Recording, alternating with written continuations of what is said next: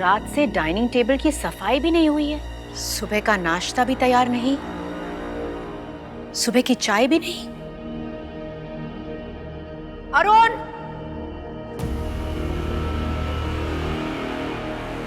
खमागणी रानी सा, आपकी चाय। आज तुम्हारा जन्मदिन है क्या? जी नहीं रानी सा। तो फिर आज सुबह का ब्रेकफास्ट तैयार क्यों नहीं था? शांति, चंपा! खम्मागणी रानी सा। जिस घर में सूरज की किरणें उगने से पहले साफ सफाई हुआ करती थी, आज वही घर बिखरा पड़ा क्यों है? रानी सा, वो रामू काका नहीं है तो क्या रामू हाथ पकड़ के तुमसे काम करवाता था? रानी साहब, मैं तो करने ही वाली थी, लेकिन इतना सारा खाना पड़ा था, पता ही नहीं था क्या फेंकना और क्या रखना है, सो मैं रुक गई। अरे तू रानी सा, मैं तो नाश्ते की तैयारी कर ही रहा था। मुझे लगा था कि शांति काकी ये गंदे कपड़े उठा लेगी, फिर मैं खाना समेट दूंगा। ओए, तू मुझे क्यों फंसा रहा है? हाँ रानी साहब, रोज चंपा गंदे कपड़े निकाल के देती है, तभी मैं धोना शुरू कर देती हूँ, और वैसे भी रोज। इनफ!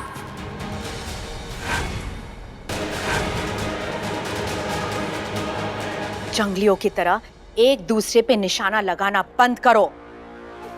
किसी भी लायक नहीं हो तुम, ना बात करने की तमीज, ना काम करने का ढंग। रानी साहब, वो रामू नहीं है ना, इसीलिए सब दिक्कत हो रही है। रामू सबके काम कराते वक्त सब। हेलो?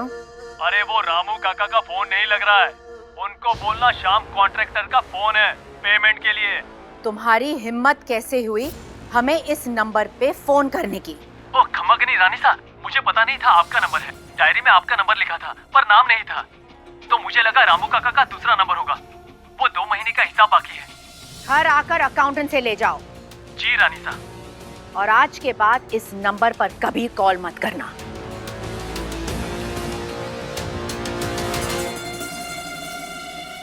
और तुम लोगों के लिए भी ये आखिरी वार्निंग है। रामू इस घर में नहीं है, इसका ये मतलब नहीं कि तुम सब लोग आराम फरमाना शुरू कर दो। एक रामू गया है इस घर से, उसके बदले में 10 रामू आ जाएंगे। और वैसे भी झाड़ू, पोछा और बर्तन मांजने के लिए किसी को पीएचडी की जरूरत नहीं है। जरूरत है तो तुम जैसे लोगों की, जो इस देश में भरे पड़े हैं। तुम तीनों यहाँ रुको, बाकी सब चले जाओ। जाओ अपना अपना काम करो।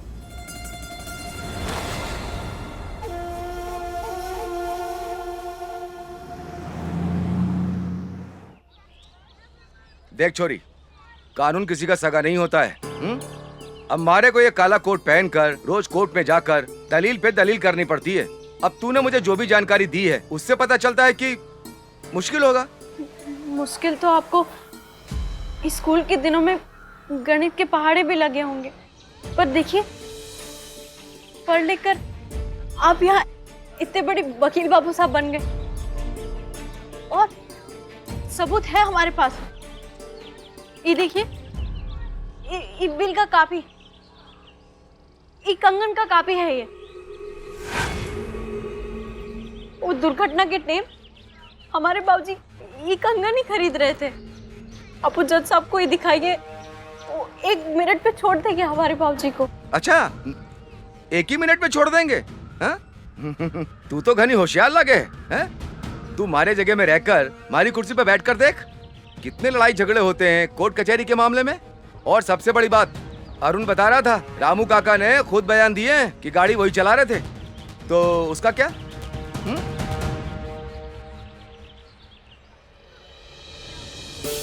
ये पहली तो हम भी नहीं बुझा पा रहे हैं, पर देखिए ना, अरुण भाई बोले कि आप हमारी मदद कर देंगे।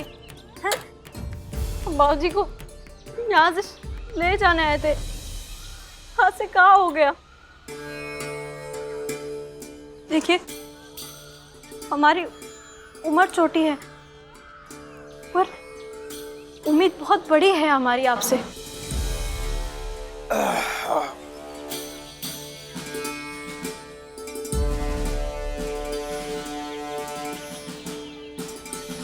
हाँ ठीक है, केस मैं लड़ूंगा, पर खर्चा होगा।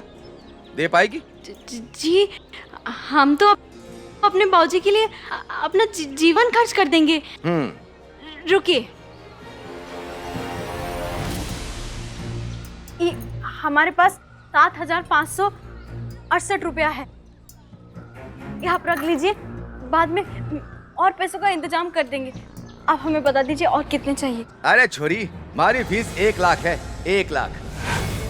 तुम समझ सकती हो 1 लाख में कितने जीरो होते हैं?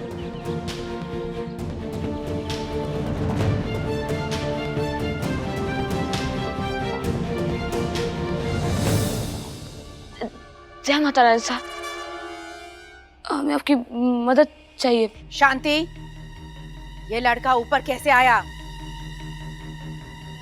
इसे नीचे भेज दो। मिंकू इधर आ। पगला गया है क्या? चुपचाप यहाँ खड़ा रहे। तू रानी सा के पास क्यों गया? शांति काकी, आपको पता ना है का, बहन रात से घर नहीं आई है। बोली थी बाबूजी को घर लेके आएंगी, पर अभी तक उसका कोई अता पता ना है। इस शहर उसके लिए नया है रानी सा।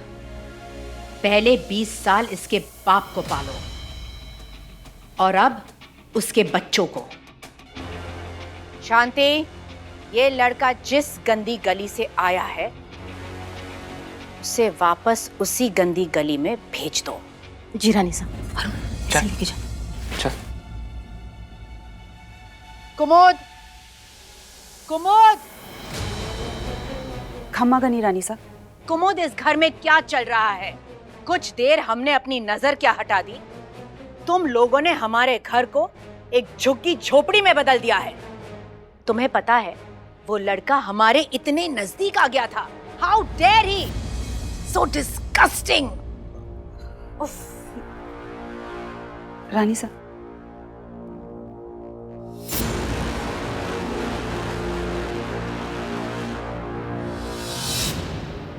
Thank God. कहाँ थी तुम? माफी रानी सा, वो सर्वेंट एजेंसी से रामाधीर की जगह कोई नया आदमी आया है, तो बस उसी में थोड़ा सा व्यस्त हो गई थी। बुलाओ उसे। जी। गुड मॉर्निंग रानी सा। इसे घर के नियम कानून समझा दो। जी। उसकी जरूरत नहीं है रानी सा। ये देखिए, मैंने ना सबके कामकाज का एक प्रेजेंटेशन बनाया है और इसमें ना सब लिखा हुआ है कि कब किसको कौन सा का। Kumud, just explain him the job.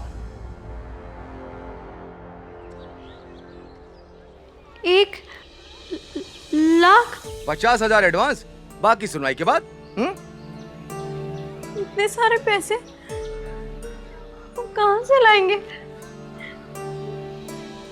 फकीर बाबू साहब, हम सारा पैसा अपने बाबूजी की दुकान पर लगा दिए। हमारे पास इतने पैसे नहीं है। अरे कहाँ सब कुछ लगाया है?